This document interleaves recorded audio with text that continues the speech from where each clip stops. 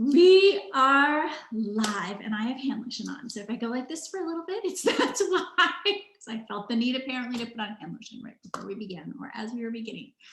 Welcome everybody to this Stop Overthinking. I had to think about it. Stop Overthinking, Start Living Masterclass. Oh, Lauren, it's your first day back in the office in DC. Oh my goodness. Are we excited about that? How do we feel about that? We don't know. Hi, Marcia. All the friends, welcome. Hi, Tina. Okay, so let me give you a bit of lay of the land where we're going to go today. The chat box, if you haven't already partaken in it yet, is there for you. I am going to be keeping an eye on it. So ask questions. I will throw out some questions, some reflections, some things to play with that I would love for you to play with. So please feel free to use the chat. Connect and talk with one another as well. We are going to really dive into this topic, and my highest intention is that you leave here with at least one practice, even those of you that have been in my sphere for a while, with at least one reminder, one practice that you want to bring forward and play with today. So I'll introduce myself in a moment for those of you that don't know me, because there are a few new to me faces. We will talk about what overthinking is and why we think we should stop it. And then I'm going to throw a wrench into that. You're welcome. And then I'm going to share with you 5 ingredients, as I call them, or maybe I'll come up with another word by the time I get there, for this moving into living, right? For the alternative to overthinking. As I introduce myself, I would love for you to just consider for a moment, why are you here today? Right? Why did you not just sign up, put your name and email in and click submit, but then why are you actually here, right? Why are you here? What are you hoping to get out of this session, other than just a view of pearls? I mean, and if that's what it is, that's okay too. If you were wondering what leopard print I might wear today and that's why you showed up, that's okay. So in the chat, hi Allison, hi Muriel, welcome. Share with us, why are you here? What is your intention? What are you hoping to walk away from today with? And as you're doing that, I will introduce myself a little bit by way of saying that I was a classroom teacher for 12 years. So if any of you think, wow, Elena's giving, like she really does actually want us to comment. Indeed, I do. And I have amazing wait time. It's a little harder on Zoom. You're here to learn to stop overthinking. I'm a habitual overthinker, and I'm hopeful for strategies to improve my management of that. Ooh. Looking for tips to help me catch myself. So some of you have been in my sphere, so you already have some really key words in here. Redirect my thoughts to be more effective. Hi, Tina from Ohio. My intention for being here is to learn tools that enable me to live my life in the best way. Lynn says, I'm here because I recently committed showing up in my life and my business in all aspects. And I love it that my invitation crossed your screen at just that moment that you felt, not that, I don't love it that you felt stalled and stuck, but I love it that the invitation found you at just the right moment. Thank you, Lynn, for sharing that. Amazing how that happens, right? Very, very good. Okay, so I am also a habitual overthinker. How's that for fun? Even as a coach. I could say that I am a recovering overthinker, but that would be a lie. And one thing that you'll learn if you hang out with me for any length of time is that you get what you get with me. I am the same when I show up here as I am with my family. My teenage daughter might have something to say that I'm a little bit different with her occasionally. It might be true, but I am somebody who has spent her life Overthinking. I talk a lot about going down the rabbit hole. Oh, Janelle wants to know if there's a cure to overthinking. Yeah, I mean, think of all the books we could write if there was. I mean, though I'm going to say there is one, but it's not going to be what you think. So how's that for Portia? I have always asked a lot of questions, which suits me because one of my core values, one of the things that makes me is curiosity. But sometimes that over questioning gets me into trouble because then I start to spin myself into and down the rabbit hole. I'm also what I would lovingly call a catastrophizer, right? So I will get a text, likely from my ex-husband, who says, even yesterday, actually, I got one that says, let me know if now is a good time to talk. And I was watching Firefly Lane with my teenager, and I thought, I don't want to answer that right now, right? My brain went automatically to, oh, this is going to be a tough conversation. Friends, it was not a tough conversation. It was simply, hey, our schedule this week is this and this. Yes. Right, but my brain goes into that catastrophizing almost immediately. The other thing that I am is somebody who has spent a lot of time in numb life, numb world, in what I call survival mode. Same thing happened to me this weekend, right? You are not alone, Marcia. So I am somebody who has been a coach for 5 years. I was first a classroom teacher. I was an elementary school teacher for 12 years in Fairfax County. I was trained as a coach to work with my staff, to work with new teachers, to work with struggling teachers, to mentor, to do all the things. And I left teaching in 2012. Being a teacher was the thing that I wanted most in the world. Isn't it funny how sometimes we get that thing that we wanted most in the world and we're like, maybe there's something else. Maybe there is. Now, I loved teaching and it helped me be the facilitator that I am, but it also enabled me to ask really great questions and help my students find their own answers, which is what I do as a coach.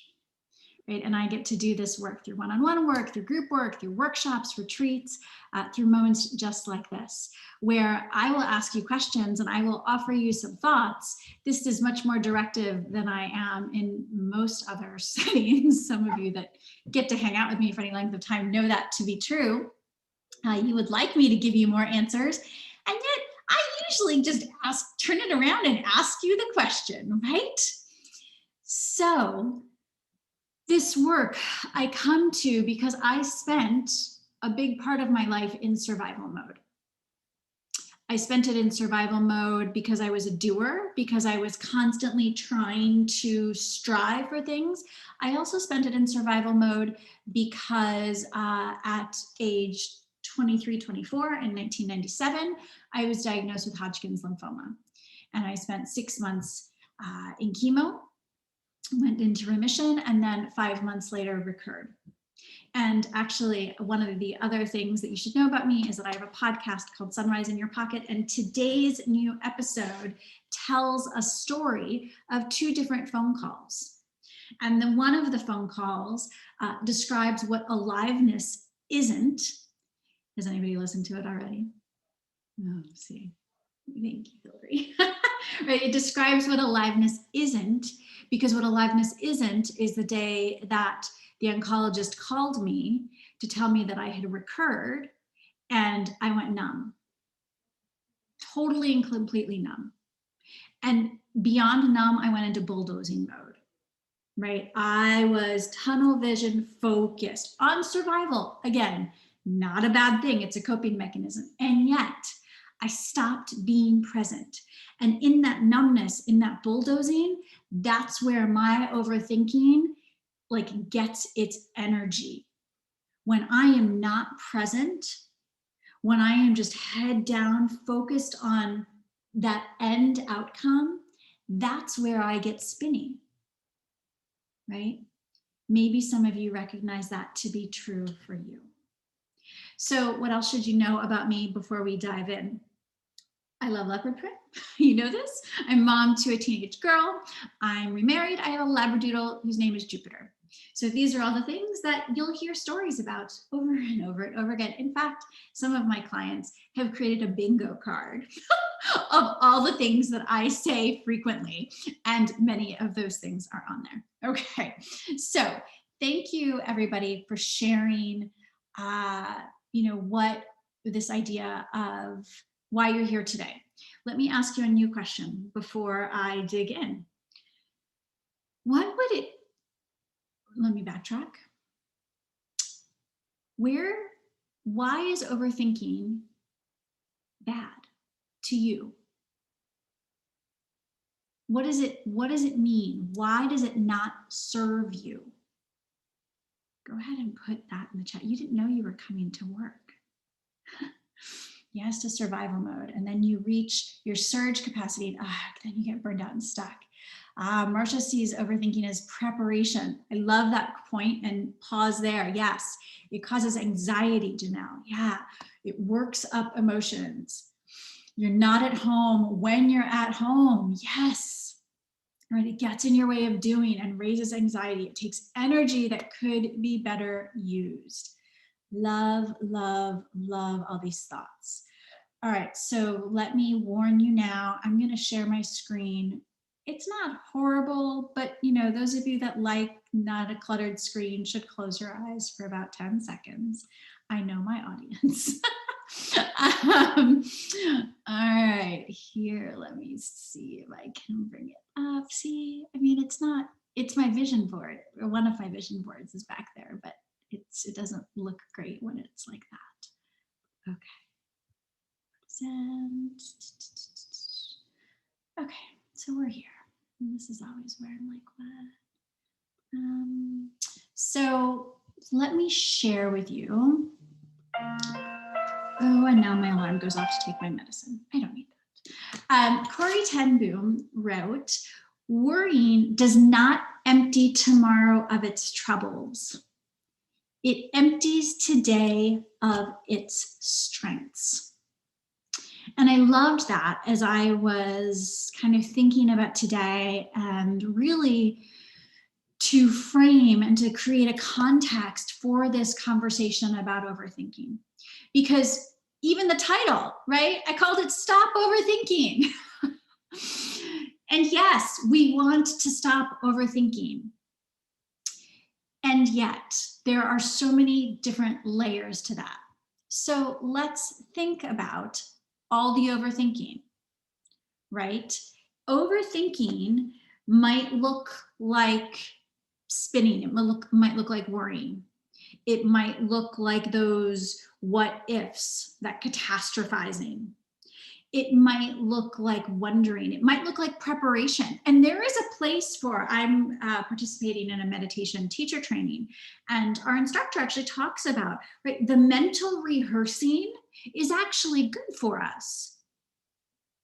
And yet, what I would offer is that it's when we are so down that rabbit hole, right? It's when the overthinking keeps us from being that we get into trouble. And the overthinking reinforces our inner critic, right? In fact, your inner critic might be the voice of that overthinking. The inner critic that says, you could have said this. Anybody ever had that? You're doing a thing, you're in a meeting, you're with your family, you're trying to have an important conversation, and then afterwards, your brain just goes, I could have said this, I should have said this, right? And we beat ourselves up.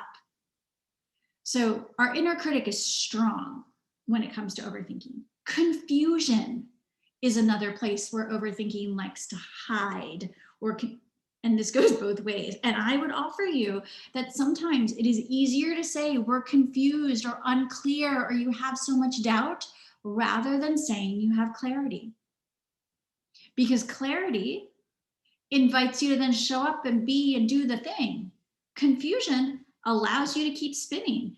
And sometimes, my friends, there is comfort in that stuckness, because it means that we don't have to take a risk, right? Catastrophizing. turning everything into all the possible things that could go wrong. Even earlier today, an hour ago, 2 hours ago, it was super windy outside. It might still be super windy, I'm not sure. It doesn't look like it, and I have this massive, massive oak tree. It's the reason that we picked this lot to build our house 3 years ago. And I could literally see the branches and everything swaying. And my first thought was to start thinking about, oh my gosh, what could happen? Like maybe another tree is going to fall down and this and this and this. And I started thinking, wait, pause. None of this has happened yet, right? Analysis paralysis is another way we overthink. Maybe this has happened to you, that you're trying to play out all the scenarios and it almost becomes too much. All of that, right? When we stay in that version of us, it creates overwhelm. It creates anxiety. It creates more stress. So the opportunity is to then consider, well, what if we could transform that? What if we could learn to mitigate? Because here's what I'm going to say to you, and I'm going to take myself off share screen for a second because I want to see your faces as I say this. It is not likely that we are going to be able to flip a switch. I've turned sides, so for those of you that are used to me going like this, I'm now on this side of the wall. It is unlikely that we're going to be able to flip this switch and stop overthinking altogether. It just is, right? We have wired this pattern for all of the years of our life, and our brain is made to have thoughts. It's what we do with all those thoughts and how we respond to them that I would offer is the thing that we get to play with, and the reason that we can move out of overthinking and into more aliveness, right? So I'd love to know what questions, what thoughts you have about this so far, right? Who's with me on this? Who's like, yeah, I hear you, but I just want to stop overthinking. It's okay. That's okay, right? But the idea is that you can catch yourself, right? I think Michelle used the word, maybe catching herself. Well done. Right? We can learn to catch ourselves. We can learn to navigate our thoughts. We can learn to become more self-aware. But to stop overthinking is trickier, and I'm not sure attainable or sustainable rather for the long haul. I like being yes, Lynn, right? So there's the idea of being a big thinker, an overthinker. I'd like to better organize or streamline the doing of all those big thoughts. Absolutely, right? So to that point, right, there is a place for big thinking. Right? I think even Marcia said it before, right? It's preparation to brainstorm. So let's honor the part of our brain. Here's the difference. When I talk about stop overthinking, I am very, very specific in what that means to me. And here's what it means to me. The overthinking that gets us into trouble is the overthinking that is rooted in the past and the future, that doesn't allow us to be present in the now. Yes, we can plan, we can vision, we can do those things. But when we are stuck in all the what ifs and the scenarios, and then we stop being present, that's not living. That's not aliveness. Right? Does that make sense? I used to think, I've used overthinking as preparation. I think if I think about the worst case scenario and I can deal with it, then good comes. Okay, right. So that, Marcia, is thinking about it, but then coming back to the present. So absolutely, right? It's when, for many, many people, we spin there and then we can't get out of that spin cycle. right? Because we start to be, and I see heads nodding. I appreciate that, right? We just keep going around and around and around. That's where I think we get into trouble, okay? And that's where we start thinking we're confused. Oh, I don't know which, I have all these ideas. I can't possibly pick one, right? I'm not sure. It's that idea, okay? Any other questions or thoughts so far? What would be different? Okay, so how do you control the thought storms? Love it. And that's, Allison, that I'm going to share with you 5 approaches to aliveness that I hope will give you some tools and some ways to, I'm going to use a different word instead of control, to navigate the thought storms. How's that? Right? Because it's that idea of they're going to happen. The thinking, the storms, in fact, even the storms, I would offer you, have a place. Because this, if you think about, right, there's the storm and then there's the rest. And that's the continuum of our lives, of our experience. Things are stormy, things are calm. Day, night, on, off, awake, asleep, right? It's the contradiction of those things. And so part of what we have an opportunity to do is manage our expectations, is to think about how we judge and label things, right? We assume that a storm is going to be intense. What if it's just a storm?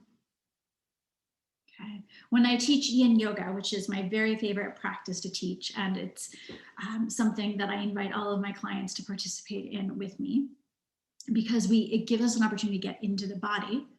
When the hips, when the body is talking to you, right, we're quick to label it as good or bad. And yet, what if it's just a messenger? What if those sensations are just trying to get our attention? Okay, so we're going to get to those practices that help us step into aliveness, that help honor the overthinking, that are the thinking part of our brains, and then say, okay, and. So let me just, no, I don't want to rate Canva right now. That's not what I want. Here, we'll go back here. Okay, so we have this opportunity to move towards self-compassion, to move into clarity, to move into intention, so being purposeful, and to tap into our inner wisdom. And I'm going to offer you 5 ingredients for that. But first, I wanted to share this quote by Dr. Martin Luther King Jr., who said, "You don't have to see the whole staircase. Just take the first step." And this is one of the critical pieces to me, to move out of that thought storm, right? To move into living. But one of the reasons that we get into that overthinking is we want to know exactly how something is going to play out. Raise your hand if that's you. If you like having all the details. Yeah, I see you. I see the heads, right? We like to have, we like to have all the details. We like to know that the course is charted. Does it drive anybody crazy when you plug something into Waze and it shows you the path and then it reroutes you? Does anybody else try to beat Waze and then be like, no, I know better. You told me this way. I used to be that person. I'm not anymore. Because sometimes the path changes, right? We have to be able to adapt, and that's being present. Okay, so I loved this because to me, this is one of the things that keeps us in overthinking, and the overthinking that doesn't serve us, right? When we think we have to know all the steps. So this is what we're going to play with. The idea of being alive. 5 ways. And I'm going to share these, and then we're going to dig in, and we're actually going to play with some of them. So these can be cumulative, right? They can build on one another. They can be totally separate, but they are both the 5 ingredients, the 5 steps, the 5 pathways, whatever you want to call it. But if you think about being alive, or if I think about being alive, these are the attributes, the things that I think help us be alive. So the first is allowing, or to allow. And we'll dig into that in a second. To listen, to have and to be to have intention, to be intentional, right? Intention. Value. This is one of my favorite words. And some of you are like, no, you're not going to go into core values, are you? A little bit, but I'm also going to talk about some other things too. You're welcome. And lastly, the E, to embody, right? Because we can think our way through a lot of things, but it's not until we start to show up in our body in the present moment and to let the doing come from a place in here. All right. So we are going to play with these 5 aspects of aliveness. And my hope is that at least one of these will resonate with you enough that you want to play with it to try to navigate, mitigate, bring awareness to all of that thinking that puts you into the overwhelm, that puts you into the stress, that keeps you stuck. Yeah, are we ready? Okay, so let's think about allow. Oh, his husband says, trust the ways, right? I mean, yes, Hillary, so true. Okay, so allowing. Here's the thing about allowing. When we're not allowing, we're trying to control, right? The opposite of allowing is not allowing. How's that for really wise and deep thinking for this Monday afternoon? But to me, allowing is saying, I am who I am. This full range of experiences is here to be experienced. Allowing is about feeling rather than ignoring. Allowing is not numbing. It's not zoning out. It's not burying our head in the sand. Allowing is being out in the wind and allowing yourself to be twirled around. I have the best chair that I can do that with, right? But allowing welcomes the experience, the really fabulous rainbows and unicorns, but also the intense, maybe scary, maybe fearful ones. And this is what I don't think we like to do. We don't like to feel the intense, hard, sad things. That's where we try to project manage ourselves out of it all, right? If I do this, it won't be so bad.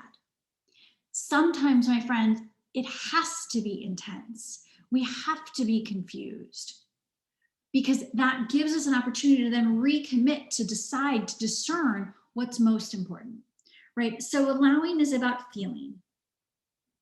Allowing is a place of honoring this full range of emotions. And I have a few different practices that I really love for allowing. One of them is to, when you feel something, whether it's joyful and exuberant or sad, maybe scared. And this isn't mine, this comes from the work of Kristen Neff, who is an author and writer and researcher on self-compassion. But left hand or hand over heart, I like to place my other hand on top. And actually I have 3 practices. I just realized I was about to combine 2. So I'm gonna separate them out. So it's, of course I feel this way. So when a sensation is there, how often do we try to ignore it? Right? Oh, I shouldn't think this way. I shouldn't be upset.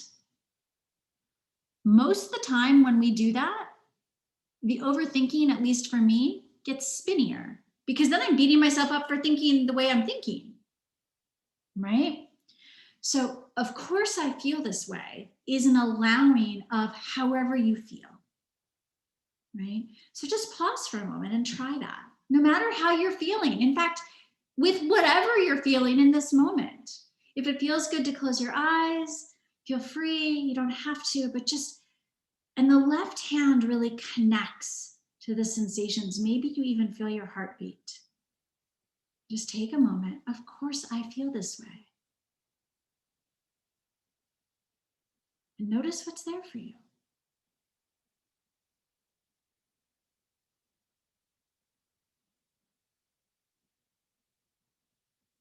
When we give ourselves permission to be who and what we are in any given moment, we're giving ourselves a gift.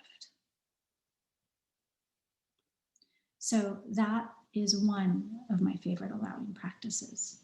Two more. Ready? The next is, and this is what I was about to combine, and sometimes I do, I mix them all up. But it's a breath. It's 2 breaths, an in and an out. On the inhale, I like to think thank you. Right? So thank you for whatever this experience is. And on the exhale, and some of you have heard this one before, both of these. Okay, some of you have heard all 3 of these, but they'll be good reminders, right? So inhale, thank you. Exhale, I love you. Right, so you're taking a moment and you're giving it gratitude. You're giving yourself gratitude. So I like to place I hand over heart a lot because touch is actually a really important way to move through the cycle of stress. Stress is normal.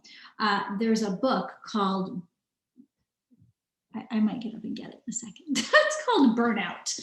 And it talks about ways to move through the stress cycle, and touch is one of them. So is breath, right? And so when you combine it, it adds in the good stuff for you and helps you move through. Because if you think about stress, so if we take overthinking and we move it into the idea of it being stressful, we are made, our body is literally, it creates a stress hormone. And that's okay. But it's when that stress gets blocked within us, when it gets held up, right? When we keep it there, that it starts to feel intense and we start spinning even more. So we want to give our body and ourselves the opportunity to allow those emotions, those feelings, those sensations to move through us. So thank you. I love you.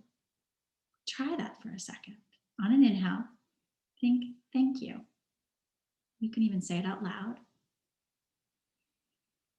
And on an exhale, I love you.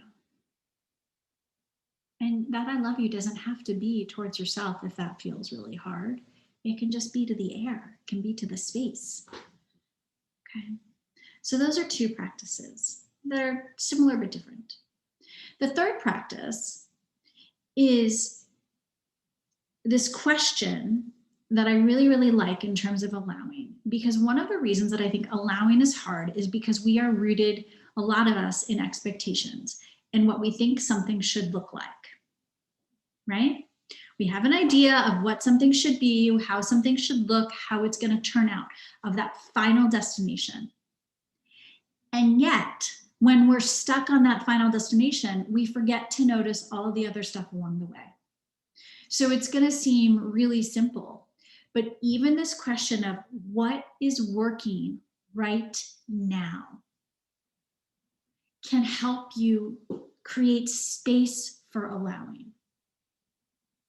Right? So what is working right now could be, wow, the internet is fabulous, even with all the wind. I mean, it can be that simple, right? It doesn't have to be huge, rainbows and balloon bouquets of what's working. But even, in fact, I would offer the more micro you can make this, the better, because then you're training your brain to be on the lookout for what is working instead of all of the catastrophizing and what ifing that it might do. Yeah, how does that sound? Any questions about any of those 3 practices? Is there one of those that you're like, ooh, that feels really delicious and I want to play with that? If there is, stick it into the chat, pretty please.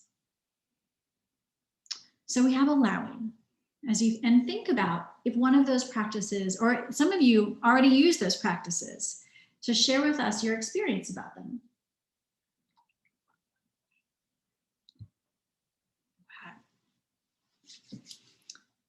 And as you're doing that, what is working? Okay. It might also equal gratitude, Marcia. Yes, it could, but it may not. And the reason that I like the question, what is working right now, is because sometimes gratitude, I once had a client who was like, you're not going to make me do more gratitude, are you?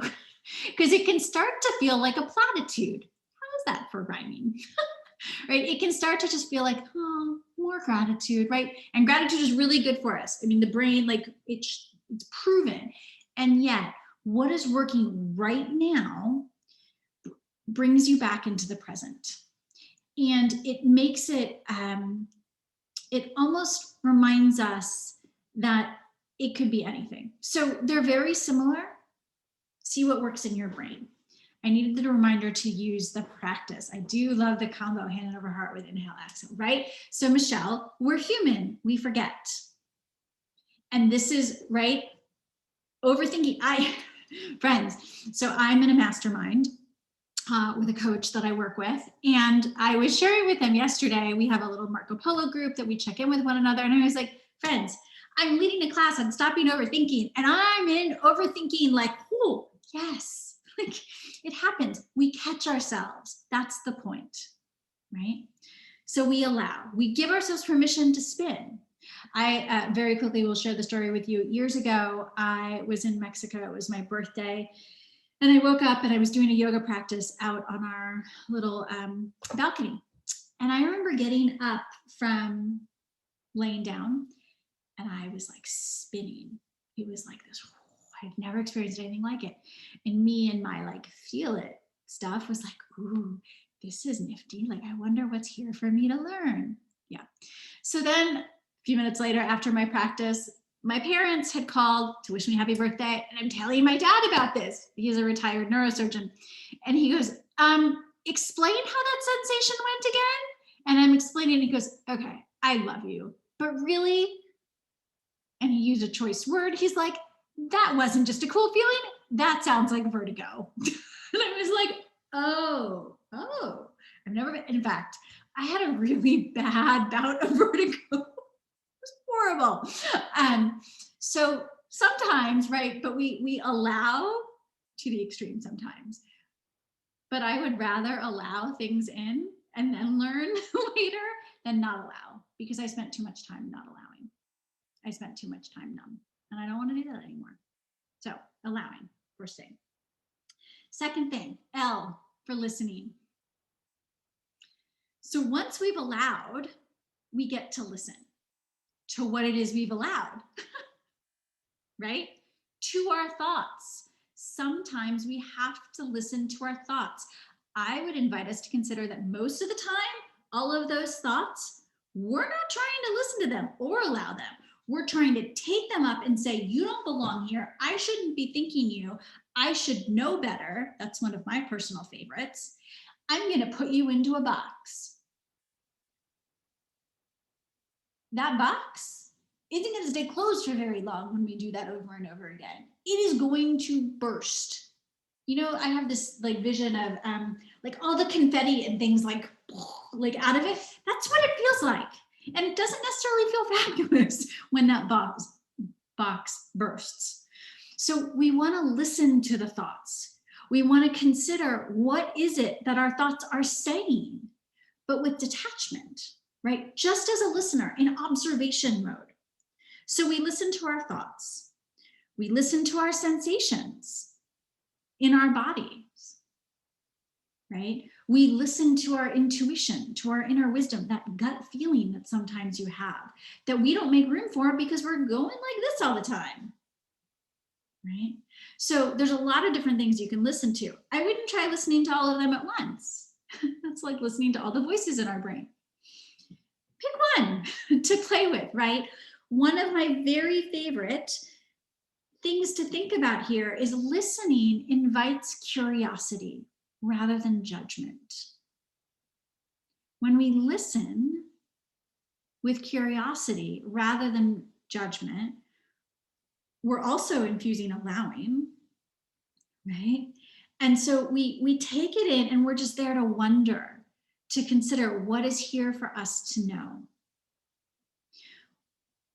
Lynn says, I wake up in a mind spin, anxiety. Yes. Oh, Lynn, you read my mind with the practice that I'm about to offer you. Yes, journaling first thing in the morning every day, positives, negatives, feelings, what ifs, out of my head and out in front of me. Would any of my people love to everybody on the count of three, we're all going to say it together. 1, 2, 3, brain dump. Okay, so the practice that I love for listening, especially to your thoughts, is a brain dump. And it's exactly what Lynn just described, right? I have 2 rules about a brain dump, only 2. It has to be written and there's no censoring of yourself, of your thoughts. You're just giving the thoughts a place to live, right? So this actually takes listening and allowing. Because you're saying, you're not saying you shouldn't be thinking this. You're giving everything a place to exist that then you don't have to hold on to all the time, right? It might be back 5 minutes from now, but it doesn't matter. You're creating some space. So it can be a list, it can be words, it can be sentences, it doesn't matter. You may not even have any ahas. Good news, bad news. It's not about the ahas. It's about listening. And oftentimes when we write things down, my very favorite thing, because I don't censor, is I'll write it down and then I'll write down a thought. And my next thought is, that's ridiculous. I didn't censor it. I did not write it down, but I can see the ridiculousness of the lie that my brain is telling me when it's down on paper. When it's in my brain makes it sound really important. When it's in black and white or blue or orange or green, whatever color I'm writing in, it is less apt to seem important. And I know some of you are like, Elena, I'm not a journaler. And I'm going to tell you, it doesn't matter to me whether or not you're a journaler. Anybody can be a brain dump. If you need to start, I have a candle over there. I should not get too close. On a journal that's like this big, you see, it's not even the size of my hand, right? You can brain dump on a page like that, or you can brain dump on a page like this, right? The quantity doesn't matter. What you write doesn't matter. It's about the practice of showing up for your thoughts, okay? So that's one way to practice listening. Another way to practice listening is to ask the question, what do I need to know today? And a lot of these are very interconnected. But I love the question of what do I need to know today? Because that taps you into that inner voice, that inner part of you. Okay, so we have the A, we have the L. Then we have the I, the intention. Intention is about being present with how you want to feel. Right? An intention is different than a goal. For me, a goal is an outcome. It's a finish line. An intention is a feeling. How do you want to feel when you go to sleep at night? At the end of a meeting? At the end of your lunch? Right? At the end of your shower? At the end of your workout? At the end of your walk? How do you want to feel? When we name it and then are intentional, so present, right? Intending to experience it, we get to create that feeling. And we're going to step into that a little bit when we get into the E, into embodiment. But begin to just name how you want it to feel. That by itself becomes then a filter for the rabbit hole. Because when the rabbit hole is going like this and you can catch yourself, you get to ask that rabbit hole like this, hey, are you helping me feel the way I want to feel? The answer is likely to be no. And then it creates a little bit of space, right? Just enough space to move out of, I use this word very carefully, victim, right, into observer. Yeah. So intention, being intentional, being present.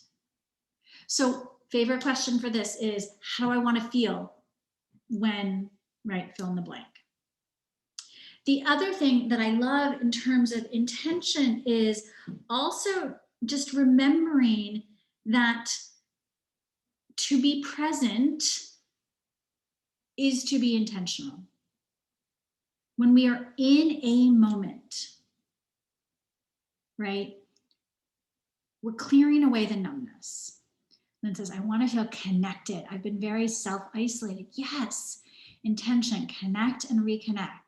That's why you're here, taking action, showing up. Yes. Oh my goodness, Lynn, thank you for sharing that so much. And that's why, right, usually when I lead group things, you'd all be talking and you'd be connecting even more. And that's one of the things I love to do, is to bring people together to get to do that. So yes, thank you so much for sharing. Right. Intention isn't something that happens in the future. It happens right now. Right? Yes, you can set an intention for the week. I do that. But then you get to come back to it in little small chunks. Okay. So we have the A, allow, L, listen, I, intention. V, value. Hang out with me for any length of time and we will have a conversation about core values. Your core values are your 3 to 5 things that make you most you. My core values are curiosity, delight, commitment, freedom, and belonging, right? They are the things that I know when I'm nurturing and tending to those, I am more likely to feel aligned and intentional and alive, right? So yes, core values are part of valuing, but the other really important way to think about this V, this value word, is what are you valuing? In terms of when you go down the rabbit hole, when you feel numb, when you feel spinny, when you feel overwhelmed, right? In those moments, what are you giving your effort, your time, and your energy to? One of the questions that I love is, how much time, energy, or effort do I want to give to this thought? Right? So in terms of that overthinking, so those of you that like to overthink in terms of mental preparedness, fabulous, right? Your answer might be to that, actually, like, I want to work through this scenario. And there are other times when you're feeling something really intense. Lynn, we'll hold that thought. I have resources and I've got ideas. Yes, I love it. Anytime anybody asks me about core values, I'm like, oh, my people.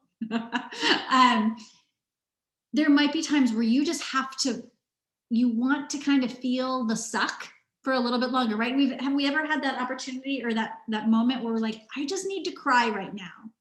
And tonight I'm going to give myself permission to feel that way, right? Your answer might be, I'm going to feel this way for a day. I'm going to give a day. I'm going to value this for a day. I might even let myself feel bad, whatever it is, feel good for longer. But more than likely, our usual answer when we recognize that we're giving all this energy to stuff and effort and time that we could be spending on something else, right? We're like, oh, I do this almost, not quite, because I'm catching myself better. Almost every single day when I look at my schedule, I'm like, where am I going to put my workout in? Am I going to do it here? Am I going to do it here? Do I really have time to meditate, to journal, to walk the dog, to work out before my 9 a.m. call? And then which class am I going to? That by itself, just that thing takes 5 minutes, if not longer. In those 5 minutes, I could have taken the dog out for at least a quick outing, right? I could have done a quick journal writing. I could have done something. It takes longer to think about all the stuff than it does to do it sometimes. So I love this question of how much time, energy, and or effort.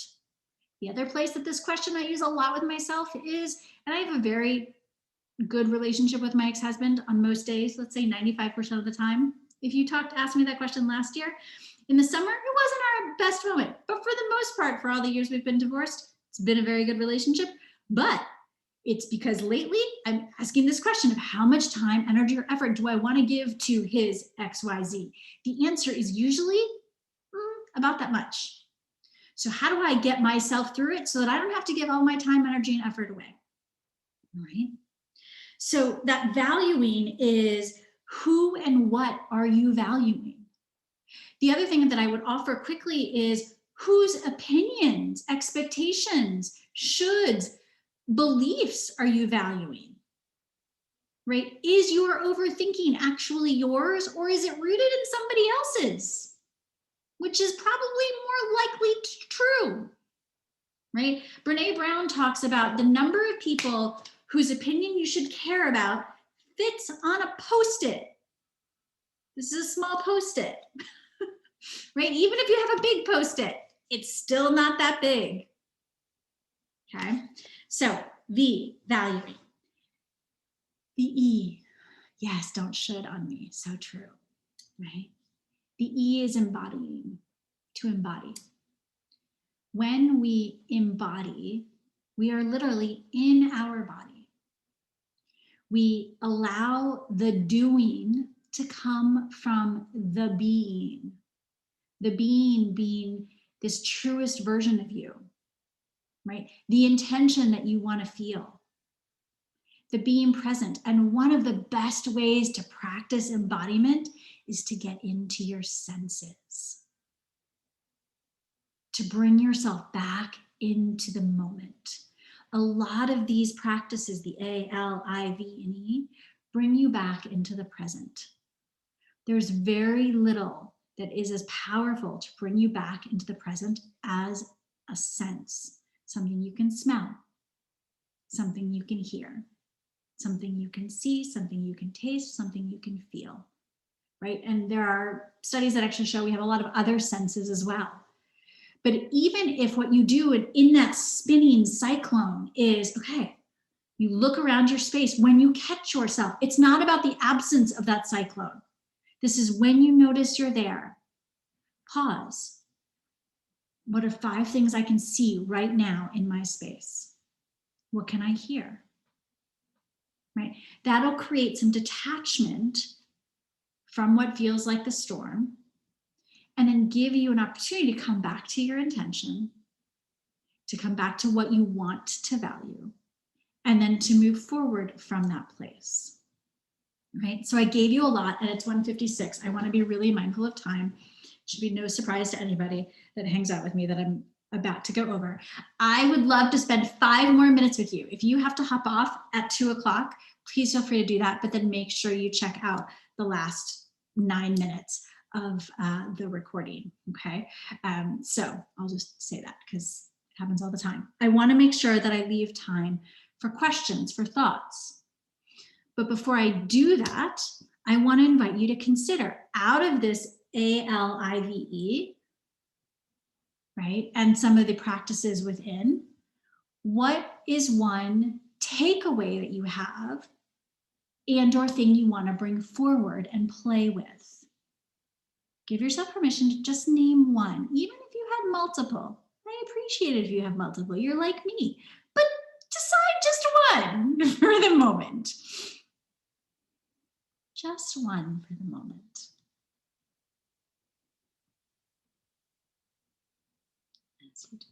Intention. What do I want to feel when blank is done? Yeah. Okay. Thank you, Tina, for sharing that. What else? Being more present, intention. Yeah. Okay. So we're loving the I. For today, I'm going to go back to allowing and hand over heart practice. Thank you, Michelle. Okay. Let's see. I want to close. What else? Allowing the feelings. I'm good at sad, anxious, but less good at allowing anger, embarrassment, Yeah, okay. Right. Super important because it's about that range and then giving yourself grace. I love that. Thank you for sharing that. Okay. Value. Ooh, Janetta, thank you for that. All right, let's see if I can make something bigger. That is not what I want. All right, I'm going to go to big screen. Value. Okay. So a few of you asked, right, now that you kind of know what it is you want to play with, give yourself permission. Commit to this. Prioritize this. Write it down on your schedule, right? Give yourself a time, whether it's in the beginning of the day, the end of the day, the middle of the day is actually a really great time to check in because the day has started to swirl. Now, the morning beginning is fabulous too, right? I can make a case for all of them. But if you're going to pick one, decide what is realistic and then put it on your schedule. Write it down. Okay, just like I literally have, so I'm taking a new medicine that I'm supposed to take around 1 o'clock each day. Just a silly time because that's not usually when I eat lunch, but I was forgetting it. So I had to put an alarm on my phone, right? That then I proceeded to ignore because it was happening when I didn't want it to happen. But put the alarm on, on your phones. So in terms of your next steps, right? Set yourself up for success. Prioritize this. Give yourself a week, day, like a month, whatever it is, to practice this and then notice how you feel. And I would invite you that when you do this, you will unleash your aliveness, right? That again, not about stopping the overthinking, but about really stepping into that living and unleashing that aliveness. And if you feel like you are so excited about these topics and conversations, and you know that you would benefit from consistency and accountability and support around this, I have something for you. Because it's the thing that all of this is built on are the roots and the foundation of a program that I call the Thrive Circle. And I'm going to spend just a few moments sharing this with you in cases of interest. But first, I'm going to share, sorry, Hillary, I should have warned you. Just a quick example of a brain dump that somebody wrote, I just outed that somebody, maybe nobody was listening, about the power of this work, right, of moving towards aliveness.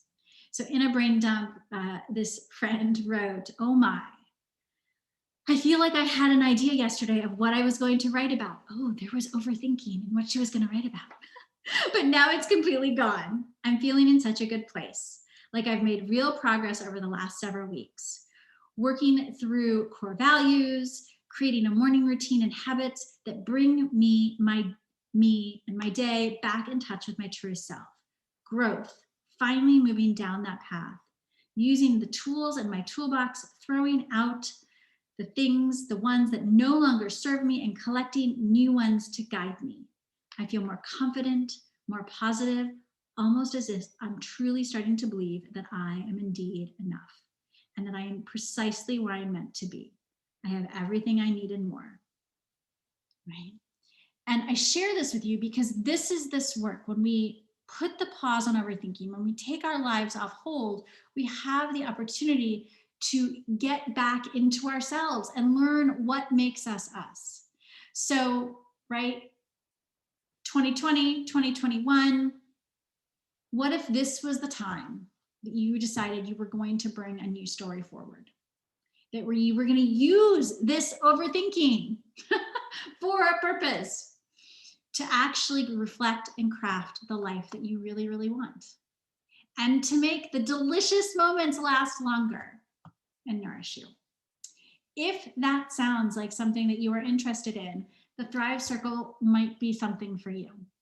And these are just a few comments from people that have been in the Thrive Circle, right? That thriving to them for Steph means taking care of yourself without feeling guilty. And Kim wrote that participating in the 7-week group program, one of the greatest things was getting to see herself through other people's eyes because she was super hard on herself. So Thrive Circle is an experience. It's 7 weeks. And in this experience, we meet once a week on Tuesday evenings. Some folks in this group have been in the Thrive Circle before. And we meet for 75 minutes. We start on March 30th. They're about 75 minutes. They're recorded if you can't be there live. You receive a Thrive journal, which has a weekly brain dump and lots of space to set intentions. In fact, it's part of, so I'm still working on mine for the week. Each weekly section has a space to write your intention, how you're going to nurture your core values, which is an exploration that we do in this group. I walk you through questions, a process to help you really identify what those 3 to 5 things are. And then where can you be curious? And then each day you get to think about what matters most, what delight looks like, what you're grateful for. So a lot of those ALIVEs we do together each and every week. You get access to weekly virtual yin yoga sessions and a bonus integration call that will help you take things even deeper. There is a VIP version that includes some one-on-one support, makes things 12 weeks. It is available to you if that is of interest. But what I really, really want to highlight with you today is that if you decide that, hey, this sounds awesome, and this idea of support sounds awesome, and even if you're not sure you want in yet, but if you reach out to me by Wednesday, this Wednesday, okay, the early bird bonus for the Thrive Circle is poof, gone already. But if you reach out, even to just schedule a time to chat about whether or not this would be a right fit for you, because I believe in that, right? It's not the right fit for everybody. You will receive a ticket to the Awaken Your Aliveness virtual retreat, which is on Saturday, March 20th from 9 to 4:30. I'll be speaking, there will be yin yoga, there will be some guided visualizations and meditations. Mina Fees, who's a local fabulous woman, is going to be leading a session in the afternoon about really tapping into, let's just say your inner aliveness and your inner teacher. And I'm so excited for her to be there with us sharing. So you don't even have to register by Wednesday. You just have to say to me, Elena, I'm curious and I'd like to schedule a time to talk. If you register, I'll do a little dance. Somebody registered last week and I was joking with her because she's somebody who's started to embrace all things TikTok. And I am just so amazed by her all the time. And I was like, okay, when this comes through, I'm going to do a little dance. And I did it and then I shared it.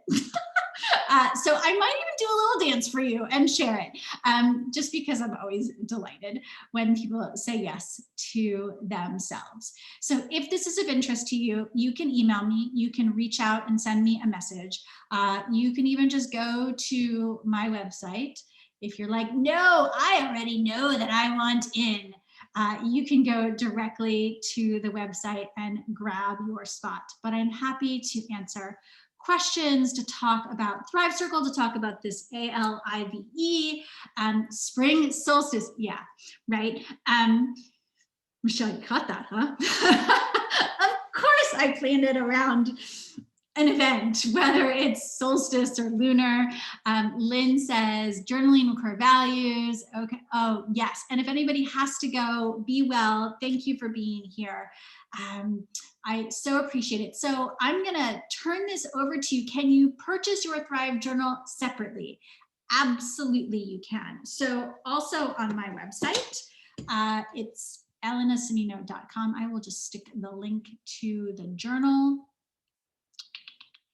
in there in the chat room for you. A few folks have the journal, so you're welcome to tell people about why it's so fabulous. As I'm doing this, here is the link to the Thrive journal. But what I will do is linger, and I'd love to know what questions you have, what thoughts you've already shared, some of you, your takeaways. You're so welcome, Allison. It's fabulous for so many reasons. I'm so glad, Michelle. But what questions, what thoughts do you have? How, right, in terms of how you started, in terms of thinking about overwhelm and where you are overthinking, where you are now, you are so, so welcome. Thank you for being here, my friend. So good. Any thoughts, any questions? Please feel free to unmute yourself and ask all the things or share anything. Oh, I'm so glad, Lynn. Tina, thank you so much for being here and for participating.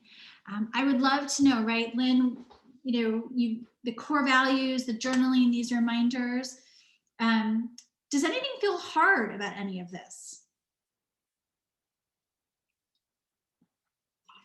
You are so welcome, Marsha. Thank you for being here, neighbor. Waving. I know. Oh my goodness. So good. So good. Being present seems difficult. Yeah, it does. Right? Because let's be honest, we're pulled. Well, you're a planner. Yeah.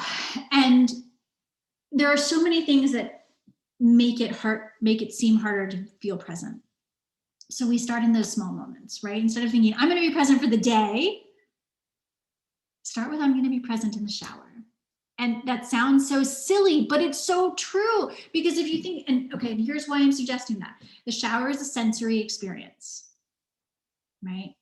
And to me, if we can get into the senses, it just gives us all these like doorways, pathways into the present moment. You feel the water, right? Maybe you have a lovely smelling bubble body wash soap thing, right? The sound of the water, the feel of the water, any of those things, the suds give us opportunities. So give yourself permission to set yourself up for success in small little micro ways, and the shower is a great way to start. Gardening, also another way when eventually the earth isn't frozen, to like get out there and like get soil in your hands, right? Yeah, you're so welcome. Lynn says, I'm going to shift. So redefining my values and my actions going forward. Yeah, Lynn, and that can be both exciting and terrifying. Right? So that is an amazing opportunity to get to, you're excited. I'm so glad you're excited, right? It is. And so, yes, giving yourself permission to say, okay, right, this is what makes me me. And, core values. And there's a podcast episode you can listen to about core values, and I have some different resources. And I'm pretty sure, Lynn, I'm happy to send you, there's a link to a workshop that I did earlier last year. The years blend together at this point, about playing with your core values. The important thing is that these are the things that make you you, as opposed to the aspirational things that we'd like to embody. So it's that idea of, and then being really intentional about choosing those on a day-to-day basis. So of course, I'm happy to send you that resource. I'll write myself a note. Because or else I will forget. A forgetful human after 46. I don't know at what point I started. I was saying to my parents recently, they were here visiting, and I was like, I feel like I had an amazing memory when I was younger. And I don't know if it's because when I was a classroom teacher, I was constantly working with kids and I had to know all their names, and maybe my brain was sharper.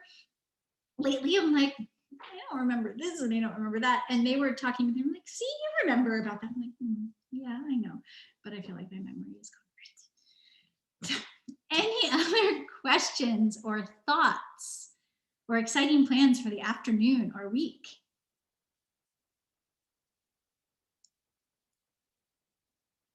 No. Okay. All right. Be well, everybody. Please let me know if you have questions. If you're interested in the Thrive Journal, it's there for you. If you're curious about the Thrive Circle, let's talk about that. The retreat's going to be pretty amazing.